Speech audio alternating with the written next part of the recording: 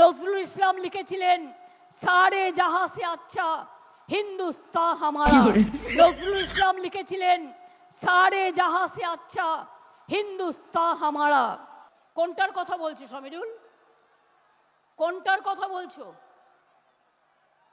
সাম্যের গান গাই? ইকবালই তো বলেছি। ওটা নজরুল না, ওটা ইকবাল। এগুলো আমায় নতুন করে শেখাবে না, এইসব গান আমার মুখস্থ।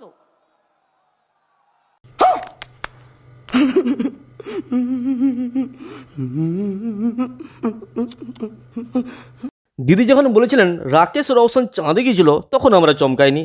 এখন দিদি বলছেন 21-এর মঞ্চে যে নজরুল ইসলাম লিখেছিলেন সারে জাহাঁ সে আচ্ছা হিন্দুস্তান হামারা, তাহলে চমকাবের কি আছে?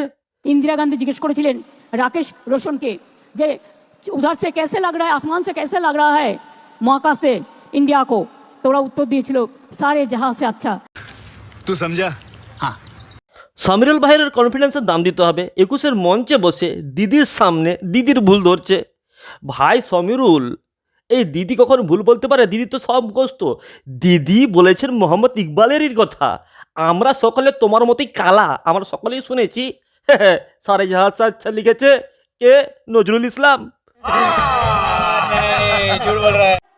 साल पड़ोसी को तमन्ना आज हमारा देश में है, देखते हैं जोड़ किसका बाजू एक कतील में है। দিদি হিন্দিতে যে ডায়লগটা দিলেন সেটাও তো ভুল হয়ে গেল। सरफरोशी की तमन्ना अब हमारे दिल में है, देखना है जोर कितना बाजुई कातिल में है।